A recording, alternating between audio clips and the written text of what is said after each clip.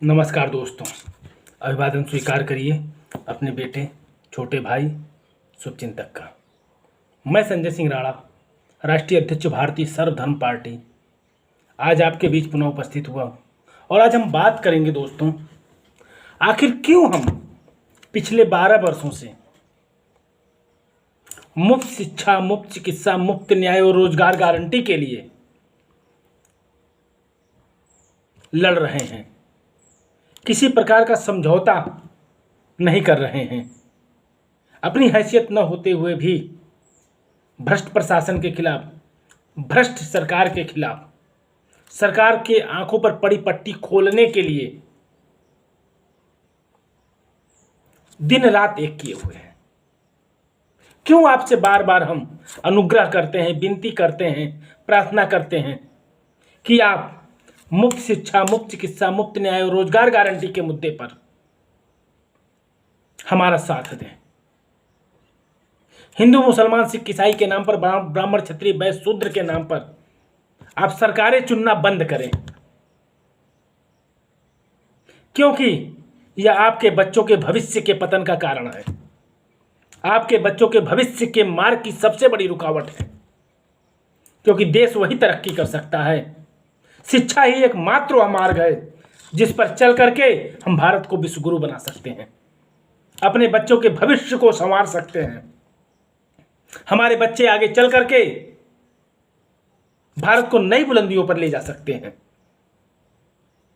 किंतु विडंबना देखिए, हमारी यही सबसे बड़ी मार्ग की कुंजी शिक्षा हमारी और आपकी पहुंच से दूर होती जा रही है। सरकार हमें बेरोजगार करने पर लगी हुई है, हमारे आसियानों को तोड़ रही है, हमारे जीविकोपार्जन के साधन को बंद कर रही है। सरकार सिर्फ उद्योगपतियों के लिए रास्ते प्रशस्त कर रही है और हम अपने रोजगार खो करके सड़क पर आकर के आखिर कैसे अपने बच्चों के भविष्य को उज्जवल बना पाएंगे? कैसे हम इस महंगी होती शिक्षा प्रणाली में, व्यावसायिक होती शिक्षा प्रणाली में, शिक्षा के मंदिर जो नोट छापने की फैक्ट्रियां बन चुकी हैं, उन फैक्ट्रियों में अपने बच्चों को शिक्षा कैसे दिला पाएंगे जब हमारे और आपके रोजगार के साधन ही खत्म हो गए हैं? मेरे साथियों, इसी दुविधा को, दुर्दशा को, इसी संकट की घड़ी को ध्यान में रख करके मैं पिछले 12 वर्षों से आप लोगों को यही समझाने की चेष्टा कर रहा हूं कि आप मुफ्त शिक्षा की बात करिए। और मुफ्त शिक्षा की बात कोई हवाई नहीं, यह आपका अधिकार है। मैं आपके अधिकारों को, आपको सम्मान दिलाने की बात कर रहा हूं, लड़ाई लड़ रहा हूं। आपको किसी के आगे हाथ फैलाने की दुहाई बात नहीं करता हूं, आपको किसी के आगे गिड़गिड़ाने के लिए नहीं कर रहा हूं। यह आपका अधिकार है। किंतु आप अपने अधिकारों के प्रति इतने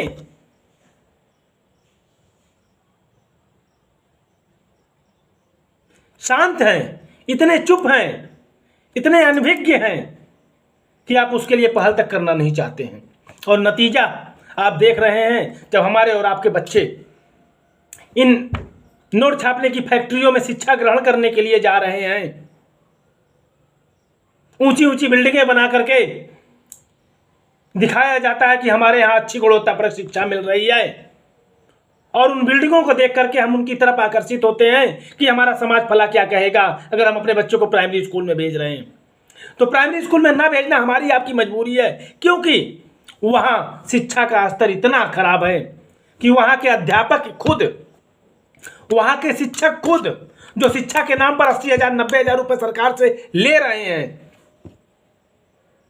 अपने बच्चों को वहां पर नहीं पढ़ाते हैं, और वो भी कॉन्वेंट स्कूलों की तरफ, निजी स्कूलों की तरफ रुख करते हैं। तो कैसे हम और आप अपने बच्चों के भविष्य को खिलवाड़ के लिए इन सरकारी स्कूलों में भेज पाएंगे? और वैसे भी अगर आबादी के हिसाब से देखा जाए, संख्या के हिसाब से देखा जाए, तो अगर हर माता पिता प्राथमिक विद्यालयों का रुख करे, सरकारी विद्यालयों का रुख करेगा, तो हमारे देश में इतने विद्यालय नहीं है कि वह सभी बच्चों को दाखिला दे सकें।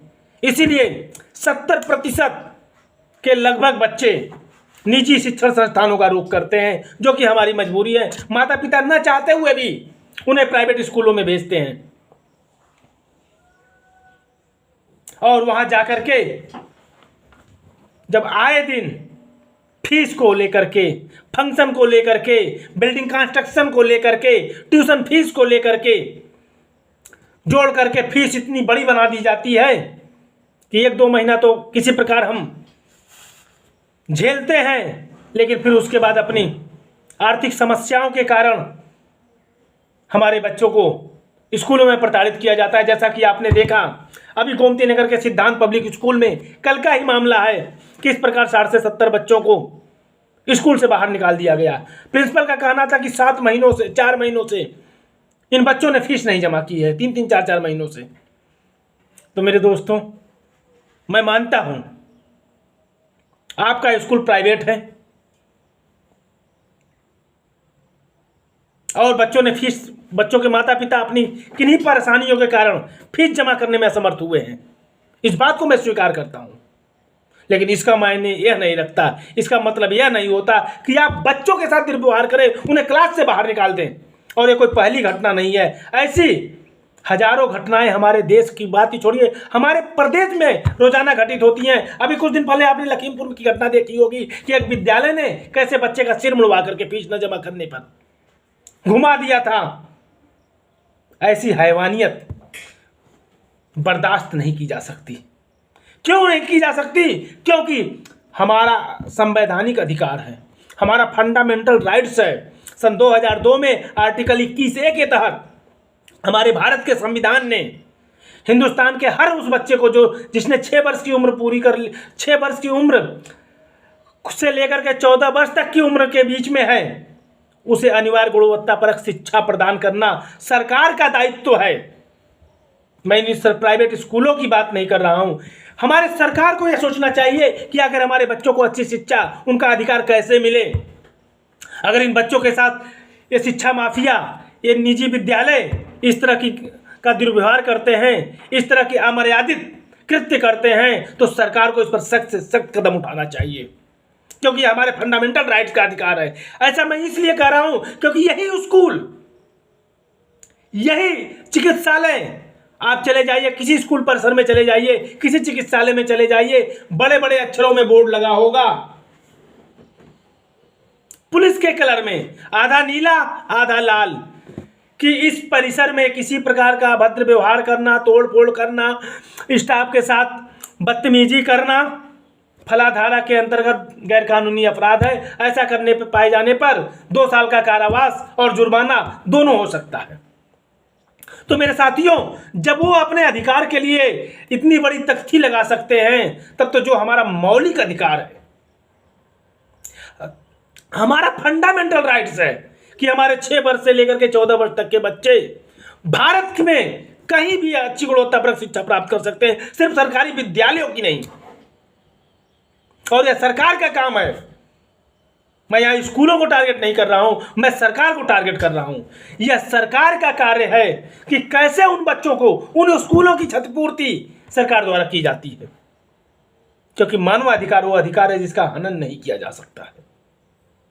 और शिक्षा के नाम पर इन स्कूलों को भी सरकार द्वारा कई तरह की सुविधाएं प्रदान की जाती हैं। ऐसा नहीं है सरकार नहीं करती है, करती है, लेकिन वो कहा गया है ना, लालच बुरी बला। लालच बस यह विद्यालय कोई ना कोई अपने बचाव में पक्ष रख करके शिक्षकों को फीस के नाम पर, किसी अन्य के नाम पर सरकार को दबाव में लेने की चेष्टा करते हैं। फिर मैं कहूंगा यह देखना सरकार का कार्य है। इसीलिए आपका यह छोटा भाई संजय सिंह राणा इलाहाबाद हाईकोर्ट की लखनऊ बेंच में आर्टिकल 21A को लेकर के, मुफ्त शिक्षा को लेकर के एक पिटीशन दाखिल किया और उसमें एक स्कूल को टारगेट किया। वहां में थोड़ा सा मुझसे गलती हो गया,